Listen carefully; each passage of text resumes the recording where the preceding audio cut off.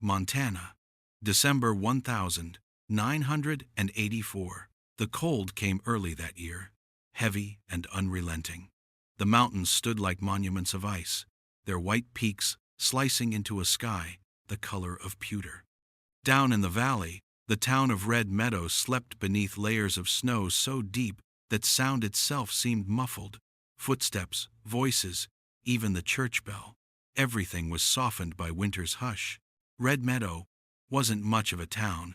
A few hundred people, one grocery store, one post office, one diner that doubled as the town's social hub, the Copper Lantern. It sat right off Main Street, its neon sign flickering between red and gold whenever the wind howled hard enough to shake the power lines. Inside, it was warm, smelling of coffee, bacon grease, and pie crust. Most nights, it was quiet, except for the soft clatter of dishes and the country radio humming under conversation. Locals came here not just for food, but to measure the weather, to gossip, and to feel less alone. Among the waitresses, Laura Jean Whitaker was the one everyone liked. 22 years old, bright-eyed, with a voice so gentle it almost made people lower theirs in response. She wore her brown hair loose, curling at the ends where the dry air refused to be tamed. She had an old-fashioned kindness, the kind that wasn't taught, just born. Her mother, Ruth, worked part-time at the post office.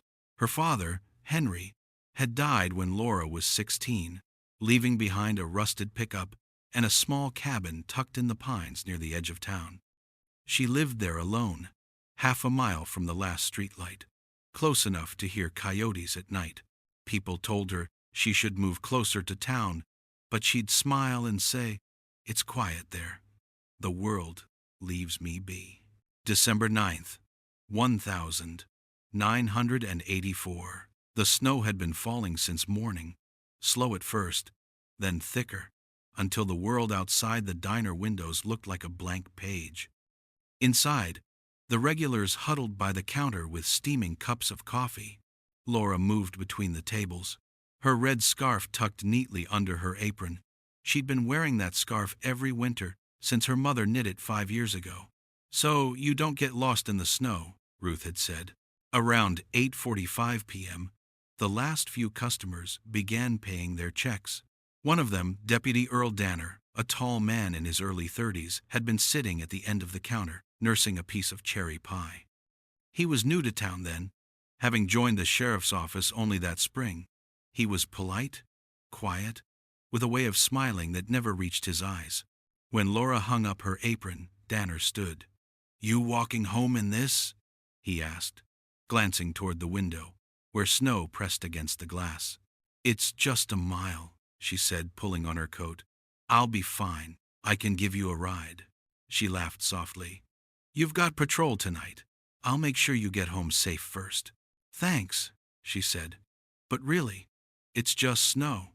He watched her step into the night. The doorbell chimed once, the cold swallowing her in white. By morning, Red Meadow was buried under 8 inches of snow. The sun rose pale and distant, light bouncing off rooftops like glass. At the diner, the morning rush came and went. Before anyone noticed, Laura wasn't there. Denise Parker, her co-worker, called her house twice. No answer. She figured Laura had gotten snowed in. It wasn't unusual. But by afternoon, Ruth Whitaker drove out to the cabin herself. The driveway was untouched. No tire marks. No footprints. The door was locked. Inside, the lights were off. The kettle still sitting dry on the stove. By 5 o'clock, Ruth was at the sheriff's office, shaking from more than the cold. Sheriff Hal Dugan, a man whose mustache arrived before his voice, gathered a small search party before dusk. 5 volunteers, 2 deputies, and a German shepherd named Rex. They found her footprints 100 yards from the diner, small and light, heading north toward the Ridge Road. Halfway up, they disappeared under a fresh drift. At the tree line, Deputy Danner pointed. "There," he said. A thread of red yarn tangled on a branch, half buried in snow. They found no more tracks, no body, no sign of struggle, just silence, and the kind of cold that eats through hope. For the next 3 days, the search widened. Men on snowmobiles combed the woods. Neighbors walked shoulder to shoulder through waist-high drifts. The National Guard sent a helicopter that circled for hours before the storm forced it down. Nothing. By the 5th day, the sheriff called it. "We'll wait for the thaw," he told Ruth quietly. "Maybe spring will bring her home." In the diner, people stopped talking about it out loud, though her absence filled every pause. Earl Danner led several searches himself that winter, always first to volunteer, always last to leave. People called him a good man, reliable. It was easy to believe. When the snow melted in April, they found a set of keys near the creek and a single earring, but no trace of Laura. The mountains had taken her. By summer, the file was closed. Missing, presumed dead. Time rolled on. Red Meadow grew smaller. The copper lantern changed owners. Ruth moved to live with her sister in Billings. Only the mountains stayed the same.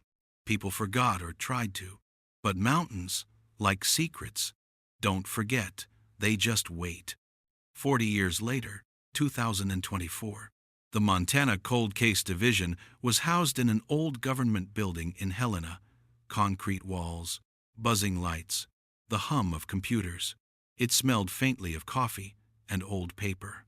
Detective Sarah Dalton was the newest face in the unit, transferred from Missoula after a high-profile robbery case. She was 39, practical, sharp-eyed, with the patience of someone who believed silence could be an ally. Her desk sat near the back of the archive room, a long corridor lined with boxes labeled by year and county. She liked the quiet there. You could hear the hum of the past if you stood still enough. On a Thursday morning in March, she opened a box at random. Box 84-211 Whitaker, Laura Jean. Inside, a file no thicker than a thin book, 3 black and white photos, a few interview notes, and 1 sealed evidence bag. Inside the bag, a strip of wool fabric, red and blue, stiff from age. The tag read, "Recovered near Ridge Trail, the 10th of December, 1984.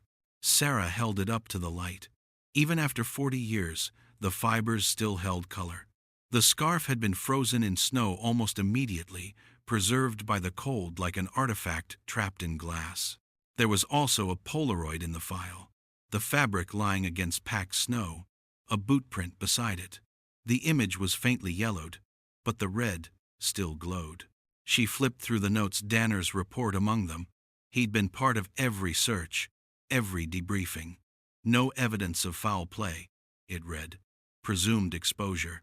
Sarah frowned. Exposure? In a case with missing jewelry, lost keys, and fabric torn from clothing? It didn't sit right. That afternoon, she carried the sample down to the forensic lab. Dr. Lucas Grant looked up from his microscope. "What do you have for me?" "Hope," Sarah said, placing the evidence on the table. "Or maybe a waste of resources." He smiled. "I like hope better. What are we testing?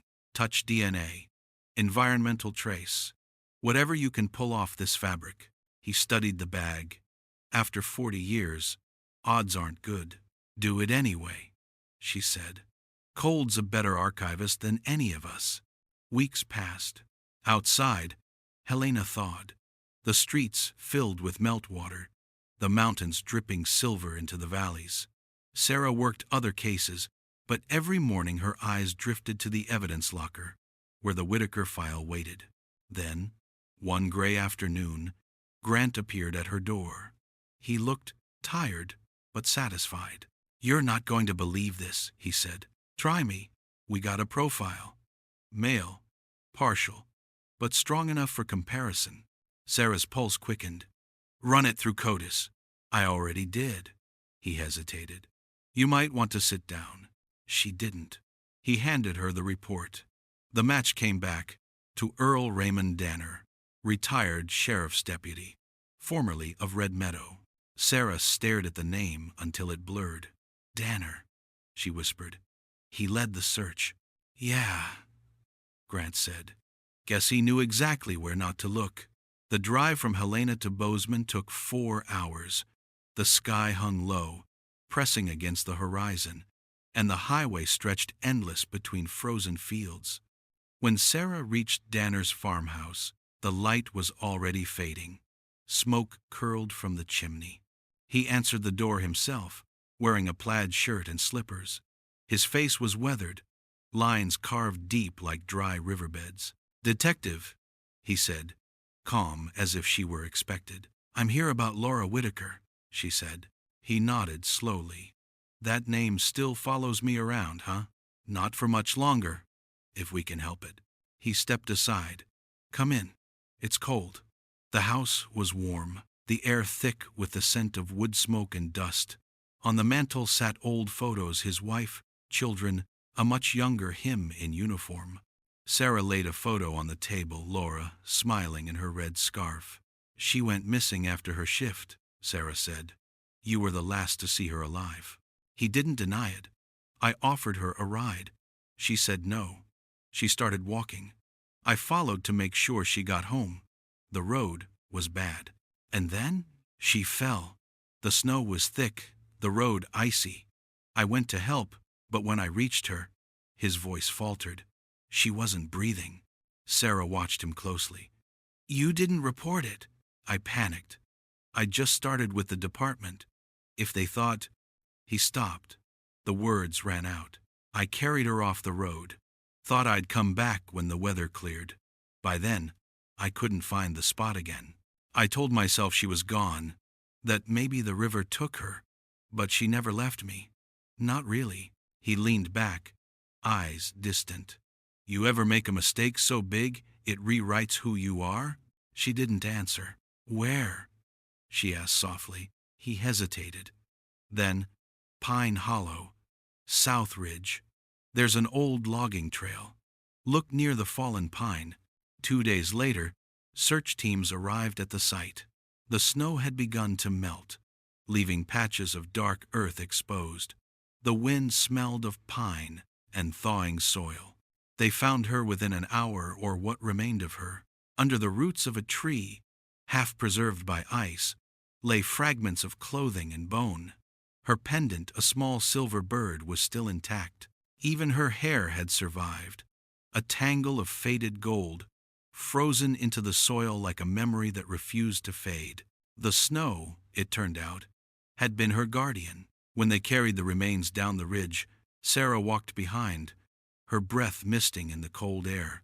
The mountains were quiet, as if listening. Back in Helena, the lab confirmed the identity through mitochondrial DNA. 40 years of silence, ended by science and a thread of wool that refused to decay. Danner was arrested without resistance. When asked if he had anything to say, he looked out the window and said, "The snow kept her safe from me. Maybe that's the only mercy left." That night, Sarah sat alone at her desk. The evidence bag lay in front of her, the faded red and blue fabric inside. She thought about Laura's walk home, the scarf bright against the storm, the quiet, the endless snow.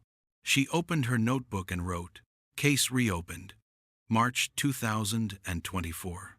Suspect identified via environmental DNA. Remains recovered. Case closed." She paused, then added one last line. "The snow remembers what we forget." Outside, flakes began to fall again, soft, silent, unhurried. They drifted past the window and settled on the streets, covering the world one secret at a time. And somewhere in that quiet, the mountains seemed to breathe, whispering the name of the girl they had held for 40 winters. Laura Jean Whitaker, 1962, 1984, home at last.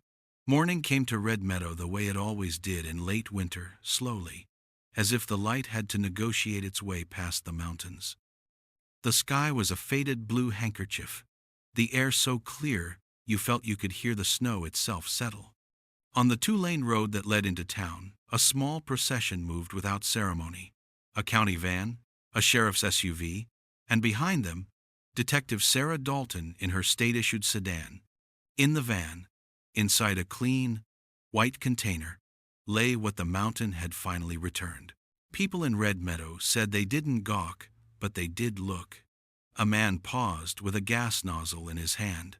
A woman stepped out of the post office and put a mitten to her mouth. At the copper lantern, the new owner, a woman named Liza, who hadn't been born when Laura Jean Whitaker vanished, stood in the doorway with a dish towel draped over one shoulder. She watched the van pass and found herself whispering, "Welcome home," though she hadn't meant to say anything at all. The remains were taken first to the county coroner and then to a small chapel on the hill for a brief private viewing.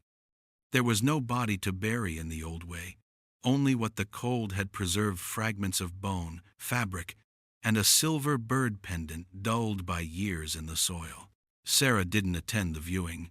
She stood outside in the brittle sunshine and watched her breath smoke on the air. Inside, two women cried in soft, careful sounds that felt like apologies. Later, when the chapel door opened, Ruth Whitaker emerged on the arm of a niece. Time had narrowed Ruth's posture and turned her hair the color of new snow, but her eyes were clear, steady in a way that made people look away. She had asked to see the pendant. She had touched the fabric, and now she moved down the steps carefully, as if she were afraid the ground might shift. "Detective," Ruth said, when Sarah approached and introduced herself. "You brought her back." Sarah shook her head. "The mountain did," she said. "We just listened long enough." Ruth's gaze drifted past Sarah to the line of pines that ringed the chapel. They were still, dark, and somehow protective. "She always liked that trail," Ruth said, almost to herself. Said the trees sounded like rain when the wind moved through. They stood in silence for a moment. Red Meadow had always run on silence. It was the town's first language. "Will there be a trial?" Ruth asked at last. "There will," Sarah answered. "It won't be fast, but it will be honest." Ruth nodded. "Honest," she repeated, as if testing the word. "That's enough." The courthouse in Bozeman felt bigger than Red Meadow, and not just because of the architecture. The benches were full on the first day of state verses. Earl Raymond Danner, old neighbors who remembered Earl as a steady deputy, former search volunteers whose memories had yellowed at the edges, a reporter from Helena who'd been a child when Laura disappeared and wore that fact like a credential. People who'd moved away and come back for this stood along the walls, hands stuffed into coat pockets, as if to keep them from speaking. Danner entered in a denim shirt and a thin sweater vest, the kind of clothes that say, "I meant to be ordinary." He had chosen not to fight extradition. He had chosen not to hide. When he sat down at the defense table, he didn't look for familiar faces. He looked at the floor, as if the story were written there and he was just now learning it. The prosecutor, ADA Claire Norland, didn't open with thunder. She opened with weather. She spoke of the winter of 1984, of the storm that had eaten footprints and erased the line between accident and intention. Then she laid out the unimpeachable pieces, the scarf fragment preserved in ice, the environmental DNA, the match to Earl Danner, the map coordinates that led the search team to Pine Hollow, the pendant in the soil, the way time, like snow, compacts everything into something heavy enough to bear weight. "Ladies and gentlemen," Norland said, "this is a case about what a person does in the instant after a terrible thing. It is about whether a man built to protect a small town chose to protect himself instead. He will say he panicked. We will show you that he hid. He will say the mountain is to blame. We will show you he used the mountain as a co-conspirator." The defense, Martin Keel, a gray-suited attorney with a classroom manner, rose and put both hands on the lectern. "There is no joy here," he began. "Only grief. The state will tell you a story about malice. I will tell you a story about fear. Mr. Danner found a young woman who had fallen in a storm. He tried to help. He failed. And then he failed again. in the way of men who confuse silence with mercy. The first days belonged to experts. Dr. Lucas Grant explained environmental DNA to a jury old enough to remember when all science lives were on film strips. He did it in a teacher's voice, careful and plain. Cold preserves, he said. It slows bacteria. It locks fibers in place. The snow that took Miss Whitaker from you also saved the one thing that could speak for her. He described the DNA profile recovered from the scarf. Partial but specific enough to ride through the machinery of probability and land on one name with numbers a layperson could understand. He conceded limitations, because conceding them made the rest ring truer. Then came maps, photographs, Polaroids that trembled on the screen like memories. The little silver bird. If the jury's faces changed at all, it was when Sarah took the stand. She told it without drama, the box, the fabric, the drive to Bozeman, the way Danner's voice had sounded when he said, 40 years is a long time for silence. She refused to speculate, to pontificate, to give the story an ending it hadn't earned yet. She answered precisely and then stopped talking. It's a skill in law enforcement, knowing when to let the quiet finish the sentence for you. On cross-examination, Keel tried the door every defense attorney tries. Detective, he said, you agree that DNA can transfer indirectly? That a garment might carry trace from someone who never touched it directly? Sarah nodded. I agree it's theoretically possible. Keel adjusted his glasses, and the scarf lay there for decades, subject to the elements.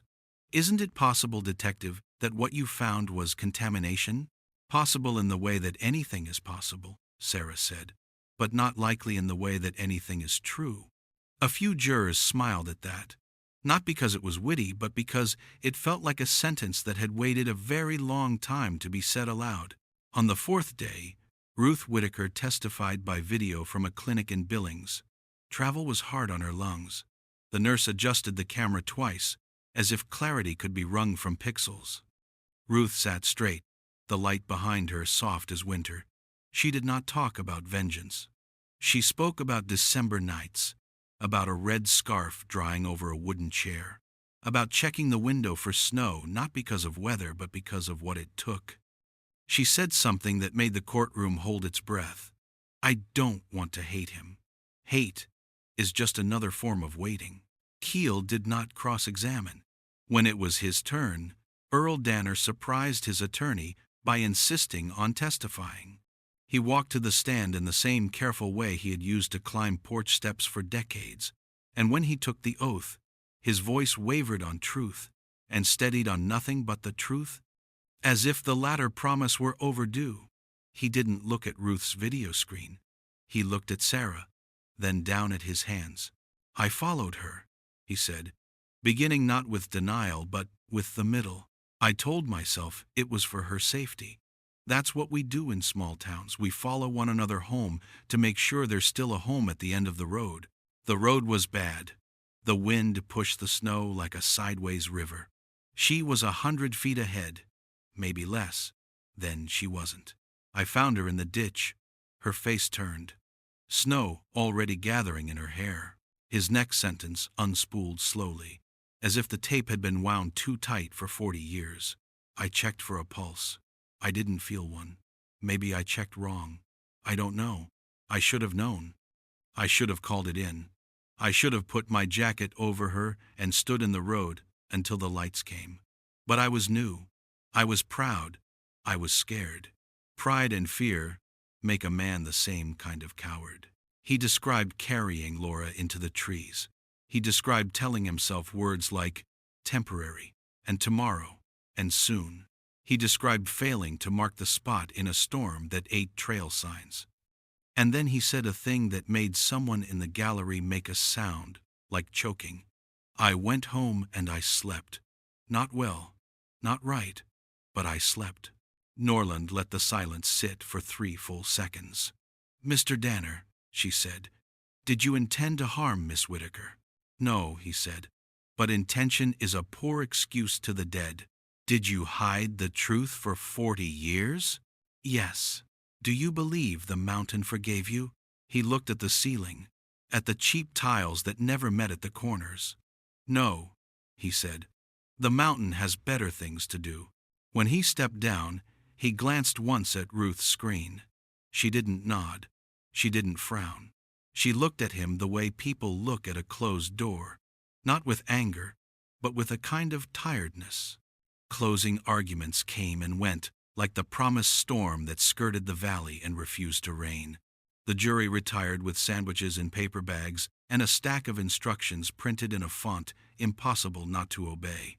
They returned the next morning, faces set in the particular calm of people who have done something hard together. On the charge of manslaughter, we find the defendant guilty, the foreperson read. On the charge of evidence tampering, guilty. On the charge of obstruction of justice, guilty. Danner did not cry. He let out a breath that seemed to take a piece of him with it, the way winter sometimes rips a banner loose from a pole and carries it off without triumph. The judge, who had learned long ago to make sentences sound like facts rather than vengeance, handed down 15 years, with a recommendation that the Department of Corrections consider Danner's age in his placement and care. Mercy, she said, is not a synonym for forgetting. Reporters filed their pieces, each with a different adjective, for snow, relentless, forgiving, impartial, complicit. People in town practiced saying the words we know now, until the phrase felt less like a wound and more like a stitch. The copper lantern placed a small frame by the register. Laura, in her cream sweater, red scarf bright as if it had been varnished by sun. Someone tucked a paper slip into the frame. No more unpaid checks in her name. It was a small-town way of saying the tab is closed. The state returned Laura's remains to Ruth in a cedar box the color of autumn. There was a small service at the chapel, just family and a handful of those who had searched the first winter. On the table at the front, the silver bird pendant caught a stripe of light and held it, a small, defiant gleam. The pastor did not preach about justice. He spoke instead about completion. There are stories that do not end, he said, and there are stories that close like the last page of a book you love. Today is not happy, but it is closed. Afterward, out by the line of pines, Sarah stood with Ruth for a few minutes that felt like something larger. I wondered, Ruth said, if I would feel different today. Lighter, maybe. I don't, but I feel stiller. Stiller is a good place to start, Sarah said. Ruth touched the pendant one last time. Do you think she was afraid? She asked, repeating the question mothers always ask of strangers who have walked near their children's last hours. I think it was fast, Sarah said, and I think the snow was soft that night. Ruth nodded. Then I'll keep that. A week later, the county school board voted to create the Laura Whitaker Scholarship for students from Red Meadow enrolling in nursing or education, two professions that, in the board's words, keep small towns alive.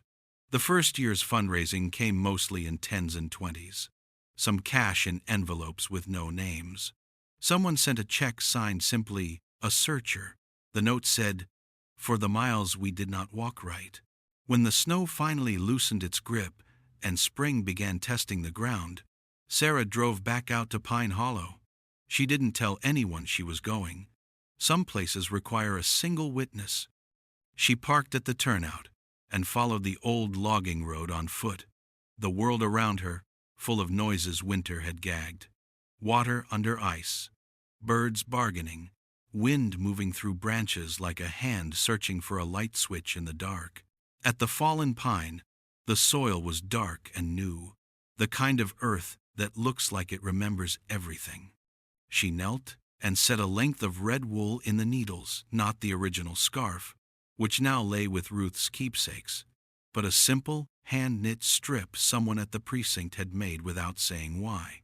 "Your mother wanted to know if you were afraid," Sarah said, speaking aloud because the pines felt like a kind of cathedral. "I think you were mostly stubborn and tired and ready to be home." She stayed until the shadows lengthened and the mountain's outline sharpened into evening. On the way back to the car, she thought about the phrase she had written at the bottom of the report. The snow remembers what we forget. It was true in a scientific way, and also in the kind that mattered more. Nature held on to the world's small truths, waiting for people to be brave enough to see them. Back in Helena, the cold case room looked the same as always, a library of unfinished sentences, each spine stamped with a year. Sarah slid the Whitaker box into its place, not because the story belonged to the shelves, but because the shelves were the only ceremony the state could offer that resembled reverence. She pressed her palm to the cardboard and kept it there a beat longer than usual. "You're filed," she said softly. "Not forgotten." On her desk, an envelope waited. It was from Ruth. Inside was a photograph, a younger Laura sitting on the hood of a truck, the red scarf wrapped once around her neck, a book open in her lap. Written on the back, in a hand that had learned to be steady. For Detective Dalton, who listened to the kind of silence that speaks. There was also a line of poetry. Sarah recognized it and had to sit down to feel its weight. What the heart once owned and had, it shall never lose.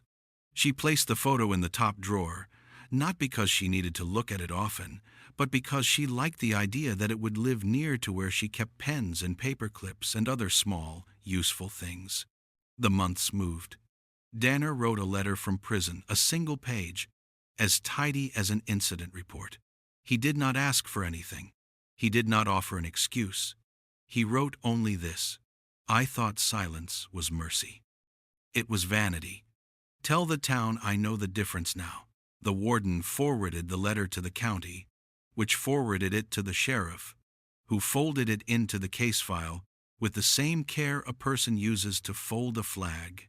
One evening in late summer, Sarah stopped in Red Meadow on her way to another case 2 counties over. The copper lantern had its windows open to the street, and the neon sign clicked between red and gold in the kind of light you can only call evening. She sat at the counter and ordered coffee. Liza, the owner, recognized her not by face but by the way she held the cup 2 hands, as if warming them on the story. "You were the one," Liza said quietly. "With the scarf." Sarah nodded. The scarf did most of the work. Liza glanced toward the end of the counter, where a small acrylic frame sat with Laura's photo behind the plastic. "Folks leave little things by that picture," she said. "Notes, receipts, little bits. I sweep them up and put them in a tin at the end of the week. Seems like a silly thing to do. It's a good thing to do," Sarah said. "Small things are the ones that last." When she left, the air smelled like rain again, though the sky held only stars. She drove with the windows down until the road bent back toward the interstate, until the mountains became shapes against a darker shape. At a pullout with no sign, she stopped and stepped out. The night sound of Montana is a thing you earn, and she stood there until she felt she had earned it again. Crickets, a single owl, the miles-deep quiet of places that do not care about you, and in that indifference offer a kind of peace. Later that year, on the first true day of winter, the student committee at the community college in Bozeman gathered under a new plaque in the hallway outside the library. It read, "The Laura Whitaker Scholarship, for those who keep small places alive." Beneath it, a red scarf hung on a simple hook. No one touched it. People passed, and some of them paused, and a few reached out the way you do when something looks both ordinary and holy. In time, other cases filled Sarah's days. A cassette tape found inside a wall, a fishing lure with a fingerprint preserved under lake water, the ash of a campfire that carried a story in the way carbon sometimes does. She worked each with the same patient attention she had given Laura's scarf, and sometimes when a case resisted, she'd take the old photo from the drawer and set it beside the new evidence, the way you place a lantern on a table in a dark room to remind yourself that light is not a metaphor, it's a tool. Years from now, people will say the mountain forgave Red Meadow, They'll say the snow kept a secret kindly. But Sarah, and maybe Ruth, and maybe whoever knits the next red scarf, will know better. The mountain didn't forgive. The snow didn't conspire. They simply did what they always do, kept their own counsel until someone asked the right question in the right season. And if you were to stand at the edge of Pine Hollow on a night when the first flakes begin to fall soft, hesitant, like a story remembering its opening line, you might hear it, the faintest sound the pines can make when the wind moves through them. It sounds like rain, yes. It also sounds like a name, carried the length of a ridge and back again, the syllables softened by distance, but still whole. It sounds like Laura, and like home, and like the shape of a truth that took 40 winters to finish saying itself. When the first heavy snow of the new year arrived, it covered the logging road, the chapel hill, the diner roof, the plaque at the college, the cedar box on Ruth's mantle. It covered the mistakes and the mercy in equal measure. And beneath it all, what had been done stayed done, and what had been learned stayed learned, which, in the end, is all closure can promise. The mountain exhaled. The town slept. The story, at last, rested.